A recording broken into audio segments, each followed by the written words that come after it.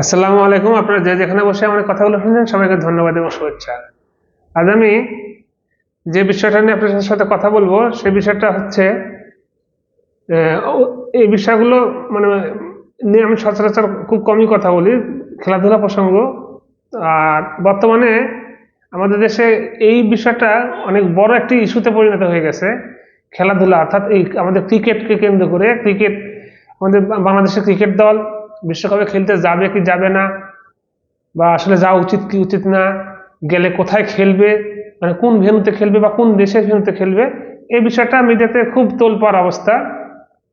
এবং সত্যি কথা বলতে কি, এটার পক্ষে এবং বিপক্ষে অনেক কথাবার্তা গোটা মানে দেশব্যাপী শুধু না, গোটা মানে ওয়ার্ল্ড ওয়াইড এই আলোচনাটা হচ্ছে বাংলাদেশের ক্রিকেট বিশ্বকাপ খেলতে যাওয়া নিয়ে। আমাদের দেশের মধ্যেও এটা খুব অনেক বড় একটা হট টপিক। এটা নিয়ে অনেক মানে অনেক কিছুই এটা এটা নিয়ে হচ্ছে। এটা নিয়ে অনেকেই প্রমাণ করার চেষ্টা করতেছে যে কে কত বড় দেশপ্রেমিক, কে কত বড়, কে কতটুকু দেশকে ভালোবাসে।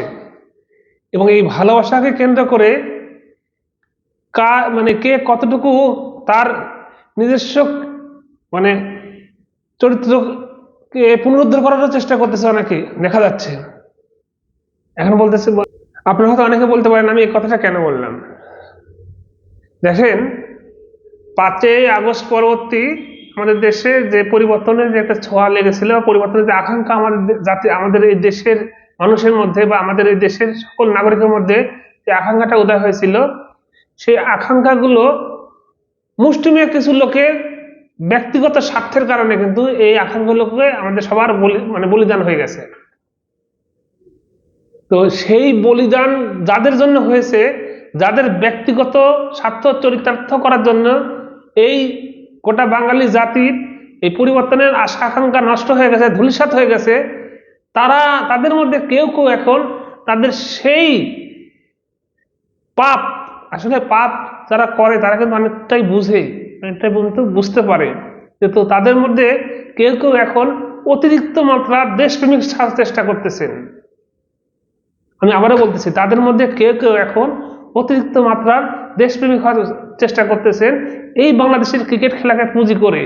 এখন তারা ভারতে গিয়ে ক্রিকেট না খেলার পক্ষে এত জোরালো মনোভাব তারা ব্যক্ত করতেছেন যে এর মাধ্যমে তাদের অনেক অনেক দেশপ্রেম ফুটে উঠতেছে, তার দেশকে অনেক বেশি ভালোবাসে।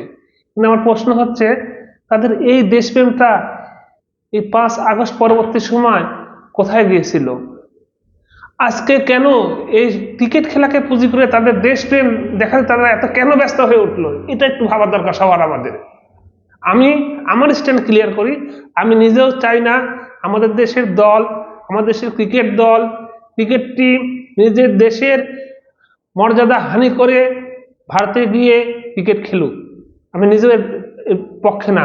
কিন্তু যখন দেখি যে এই ক্রিকেট খেলাকে কেন্দ্র করে কিছু স্বার্থান্বেষী মানুষ তার নিজেদের স্বার্থ চরিতার্থ করার জন্য, বা তিনি যে অতীতে তার অনেক কর্মকে ঢাকার উদ্দেশ্যে এখন অতিরিক্ত দেশপ্রেমিক হওয়ার চেষ্টা করতেছেন, এটা কিন্তু দৃষ্টিকটু, এটা কিন্তু লজ্জাজনক।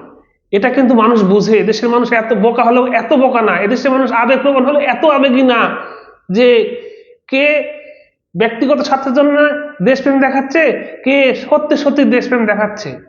কেন আমি কথাগুলো বলতেছি, যে আসলে মানুষ যখন অতিরিক্ত কিছু করে না তখন তার হুঁশ থাকে না, তার অনেক বুদ্ধি লোপ পেয়ে যায়। হতে পারে অনেক বড় মানুষ, হতে পারে অনেক জ্ঞানী মানুষ। যেমন আজকে মিডিয়াতে এই ক্রিকেট খেলাকে কেন্দ্র করে বাংলাদেশ দল ইন্ডিয়াতে যাবে কি যাবে না এটাকে কেন্দ্র করে হুলস্থুলুস কাণ্ড ঘটে গেছে। কেমন হুলস্থুলুস? আমার মনে হয় আপনারা সবাই অনেকেই খেয়াল করছেন, অনেক প্রায় লোকই খেয়াল করছেন। সেটা হচ্ছে আমাদের বর্তমান ক্রীড়া উপদেষ্টা আইসিসি একটি মেল পাঠাইছে, যে মেলটা কিন্তু বাংলাদেশের পক্ষে, কিন্তু তার বডি ল্যাঙ্গুয়েজ, তার যে এটার যে এর যে মানে ফিডব্যাকটা ছিল এমন যে বাংলাদেশ মনে হয় এখানে বাংলাদেশের ক্ষতি হয়ে গেছে। কিন্তু আসলে পরোক্ষ যে মেলটাকে পাঠানো হয়েছে মেলটা কিন্তু বাংলাদেশের পক্ষেই পাঠানো হয়েছে। বাংলাদেশের যে সিকিউরিটি কনসার্ন আছে এই বিষয়গুলোই সেখানে অ্যাড্রেস করা হয়েছে, কিন্তু তিনি বুঝে চিৎকার চেঁচামেচি করলেন না না বুঝে চিৎকার চেঁচামেচি করলেন, এটা আসলে বোঝা গেল না। সেই মেলে উল্লেখ কি কি ছিল? সেই মেলে ছিল মুস্তাফিজ ইস্যু, অর্থাৎ মুস্তাফিজ যদি বাংলাদেশ দলের হয়ে খেলে সেক্ষেত্রে সিকিউরিটি কনসার্ন অনেক বেশি হাই হবে,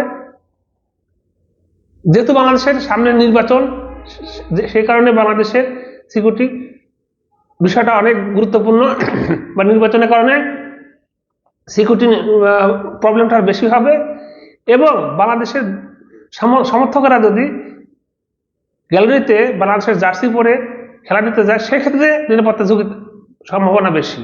তাহলে এই যে কনসার্নগুলো পাঠাইছে আইসিসি, অর্থাৎ পরোক্ষভাবে কিন্তু আইসিসি স্বীকার করে নিছে যে ভারতে খেলতে গেলে এই সমস্যাগুলো হবে বাংলাদেশে, এবং এই সমস্যাগুলো কিন্তু বাংলাদেশের নিরাপত্তা ঝুঁকির প্রশ্ন উদ্বেগ করে তাদের মধ্যে, তারা এই বিষয়টা জানাইছে। এখন আমাদের ক্রীড়া উপদেষ্টা এটা বুঝে চেঁচামেচি করলেন না না বুঝে চেঁচামেচি করলেন, তার স্ট্যান্ডটা এমনভাবে ক্লিয়ার করলেন, এমনভাবে বোঝানোর চেষ্টা করলেন, আসলে কিছু বোঝা গেল না এখান থেকে। মানে তিনি এত বড় দেশপ্রেমিক হওয়ার চেষ্টা করলেন যে না বুঝেই হয়তো বা তারা কথাগুলো উল্টাপাল্টা কি বুঝাতে চাইলেন কিছুই বোঝা গেল না। জনাব ক্রীড়া উপদেষ্টা সাহেব, আপনি অতীতে অনেকবারই চেঁচামেচি করছেন এভাবে, তো একটু বুঝে চেঁচামেচি করা করলে আপনার মতো মানুষ দায়িত্বশীল মানুষের বুঝে চেঁচামেচি করা উচিত। কেন বলতেছি এই কথা? আপনি কিন্তু ওই উপদেষ্টার চেয়ারে বসার আগে এর আগে ওই বাংলাদেশ থেকে যখন ইলিশ যেত তখন অনেক বড় বড় কথা বলতেন, বাংলাদেশ থেকে ভারতে ইলিশ যেত। কই আপনারা উপদেষ্টা চেয়ারে আসীন হওয়ার পর তো কই ইলিশ যাতে বন্ধ হয়নি, বন্ধ করতে পারছেন? তখন আপনাদের দেশপ্রেম কোথায় যায়? এখন বুঝে না বুঝে মানে নিজের ইমেজকে, ডাউন ইমেজকে উপরে উঠানোর জন্য এই ক্রিকেটকে বেছে নিলেন। বাংলাদেশের, আমি আবার বলছি, বাংলাদেশের ভারতে খেলতে না যাওয়াটাকে আমি পূর্ণ সমর্থন করি, কিন্তু এটাকে পুঁজি করে কেউ তার চরিত্র হাসিল মানে চরিত্রকে, কলঙ্কিত চরিত্রকে ধুয়ে মুছে পরিষ্কার করার জন্য ব্যবহার করে, এটা কিন্তু আমরা বুঝি। আপনি এখন যেটা করতেছেন এটা দেশপ্রেম থেকে করতেছেন না, এটা আপনি সাধারণ বাংলাদেশের মানুষকে বোঝানোর চেষ্টা করতেছেন যে আপনি অনেক বড় দেশপ্রেমিক, এবং আপনার যে ইমেজের যে কালো দাগ লাগছে সেটা আপনি নিজেও বুঝতে পারছেন। আপনি যে নিজের নিজের স্বার্থ চরিতার্থ করার জন্য যে মানুষের কাছে আপনি যে ইমেজ যেটা ছিল ভালো ইমেজটা যে ক্ষতি করছেন আপনি, সেটাকে আপনি রিকভারি করার জন্য এই অতিরিক্ত চিৎকার চেঁচামেচি করতেছেন, বুঝেও করেন না বুঝেও করেন। এখানে চিৎকার চেঁচামেচির তো কিছু নাই। আইসিসির মেলে 3টা বিষয় অ্যাড্রেস করে মেল পাঠানো হয়েছে, 3টা বিষয় সত্যি, এবং 3টা বিষয় এই যে মেলটা পাঠানো হয়েছে এতে তো বাংলাদেশের ভালো হয়েছে। তা আপনি কি বুঝালেন এখানে? এইভাবে চিৎকার চেঁচামেচি করলে দেশপ্রেমিক, নিজেকে দেশপ্রেমিক সাজানোর চেষ্টা করলে দেশপ্রেমিক হওয়া যায় না। দেশপ্রেমিক হতে হলে এই জুলাই মানে একবার তো দেশপ্রেমিক সেজে জুলাইটাকে পুঁজি করে নিজে ক্ষমতার চেয়ে বসছেন, এখন আবার এই অতিরিক্ত চেঁচামেচি করে দেখায় আবার কি আগামী সরকারের ক্ষমতায় বসার জন্য এই চিৎকার চেঁচামেচি করে নিজেকে দেশপ্রেমিক সাজানোর চেষ্টা করতেছেন। আপনারা তো সবই পারেন, আপনারা পারেন না এমন কোনো কাজ নাই। যদি দেশপ্রেমিকই হতেন তাহলে জুলাইকে এভাবে নিঃশেষ ধ্বংস করে দিতেন না। আপনারা যদি দেশপ্রেমিক হতেন, দেশপ্রেমিক বুঝাতেন, তাহলে ওসমান হাদি মারা যাওয়া লাগতো না। ওসমান হাদি মারা যায় 1 মাস পার হয়ে গেল, এখন পর্যন্ত তার খুনির টিকলিটা আপনারা ছুঁতে পারেননি। অথচ খেয়াল করে দেখেন, এই যে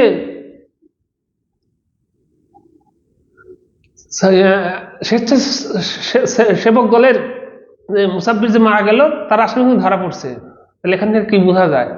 আপনারা ইচ্ছা করলেই পারেন, আপনারা ইচ্ছা করলে ধরতেও পারেন, ইচ্ছা করলে ধরতে নাও পারেন।